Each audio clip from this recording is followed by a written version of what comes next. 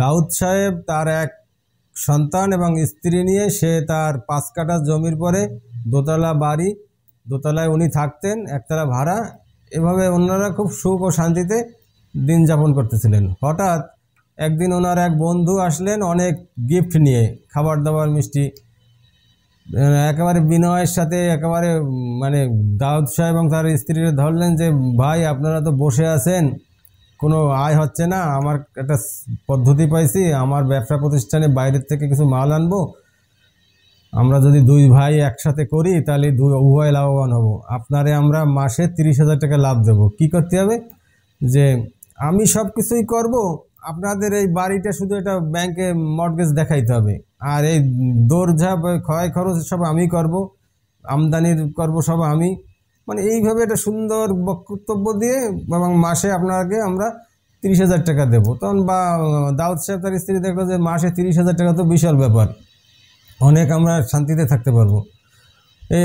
এই কথা শুনে ওরা তার বন্ধুর মিষ্টি কথা শুনে দাউদ সাহেব এবং স্ত্রী রাজি হলো। হ্যাঁ ঠিক আছে, আমাদের তার বাড়িতে, হ্যাঁ আপনাকে বাড়িতে আর কিছু হচ্ছে না, বাড়ি তো আপনাকেই থাকতেছে, খালি একটু মর্টগেজ দেবেন, এইভাবে করে সাইজ করে নিল।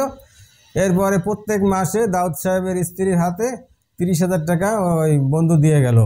এরা তো খুশি, এই 3-4 মাস এরকম টাকা পাইলো এবং এরা লাইফ স্টাইলে চেঞ্জ করে দিল দাউদ সাহেব, মানে আগের মতো না, খুব উত্তম জীবনযাপন শুরু করলো। হঠাৎ একদিনকে দাউদ সাহেব তার বন্ধু, যে ব্যবসায়ী বন্ধুরে আর পাচ্ছে না, ব্যবসায়ী বন্ধু ভাগছে। এরপরে ব্যবসায়ী বন্ধুরা আর খোঁজখবর নাই। দাউদ সাহেব তো মোটামুটি ঘাবড়ায় নাই, বুদ্ধির দোষে ঘাবড়ায় নাই, সে ভাবছে যে আর কি হবে, বন্ধু চলে গেছে, তা আমার তো আর টাকা পাচ্ছি না 30,000 টাকা মাসে, কিন্তু এমনি তো আর সব ঠিক আছে। আসলে আর সব ঠিক নাই, বন্ধুও গেছে, কপালও পুরাই দিয়ে গেছে। কি ব্যাংকের মর্টগেজ তো আর যে টাকাটা নিয়েছে বন্ধু, সেই টাকা শোধ না করলে তো এই বাড়ি ব্যাংক নিয়ে নেবে কেন? ব্যাংক ওই দাউদ সাহেবের কাছ থেকে মর্টগেজ নেওয়ার সময় এই বাড়ির একটা পাওয়ার অফ অ্যাটর্নি এবং মর্টগেজ দুটো দলিল করে নিয়ে নিছে। যখন সে ব্যর্থ হবে ঋণ পরিশোধে, এই বাড়ি ব্যাংক অটোমেটিক, বা দাউদ সাহেব যাওয়া লাগবে না, অটোমেটিক সে আরেকজনের কাছে নিলাম করে দিতে পারবে।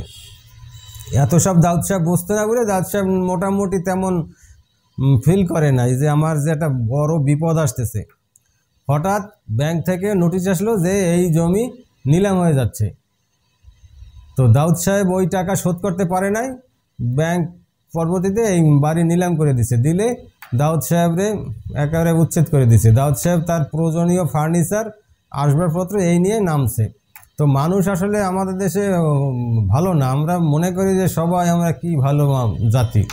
মানুষ যখন বিপদে পড়ে তখন তারে কেউ হেল্প করে না। দাউদ সাহেব যখন উচ্ছেদ হয়ে গেছে এই বাড়ির থেকে, তখন তার অনেক ফার্নিচার ছিল যেগুলো একটু প্রতিবেশীরা বলছিল যে এটা একটু রাখো কয়দিনের জন্য, তো প্রতিবেশীরা কেউ রাখে নাই, অনেকে কম দামে কিনে নিয়ে গেছে। এইভাবে ওনার ফার্নিচার আসবাবপত্র সব মানুষে নিয়ে গেছে ধোকা দিয়ে, মানে বিপদে বলে কেউ হাত বাড়ায় আগায় নাই, ওনার কাছে নিয়ে গেছে, কেউ অল্প পয়সায়, কেউ পুরো ফ্রিতে। এরপরে দাউদ সাহেব এবং তার সন্তান আর স্ত্রী নিয়ে ওই এলাকায় এক 2 রুম বিশিষ্ট একটা বাসা ভাড়া করলো। এরপরে আমি নিজের চোখে দেখা, ওই দাউদ সাহেব খুব কষ্টে, মানে সারা দিন চিন্তা দুশ্চিন্তা, ওনার স্ত্রীর পর্যায়ক্রমে ওনারা 2 জনই স্বামী স্ত্রী অসুস্থ হয়ে পড়লো এবং খুবই অসুস্থ, মানে এমন কোনো রোগ ওনাদের মানে শরীরে না বাসা বাঁধছে। তো এইভাবে দুশ্চিন্তায় স্বামী স্ত্রী উভয় মারা গেল, আর ওই বাচ্চাটা ওনাকে এক দূর আত্মীয় নিয়ে গেল। তো আপনাদের জন্য হুঁশিয়ারি বলতেছি, যদি কোনো বন্ধু বান্ধব এসে বলে যে তোমার এই বাড়িটা কিংবা তোমার এটা একটু মর্টগেজ দিয়ে, আমরা তো কোনো আপন বন্ধু, লাভ আছে, এত টাকা লাভ, এত অমনি রাজি হবেন না। সমাজে নর্মাল গতিতে যদি কেউ লাভ দেখায় রাজি হবেন, কিন্তু অ্যাবনর্মাল এত 1 টাকায় 10 টাকা, এক্ষেত্রে রাজি হওয়া যাবে না।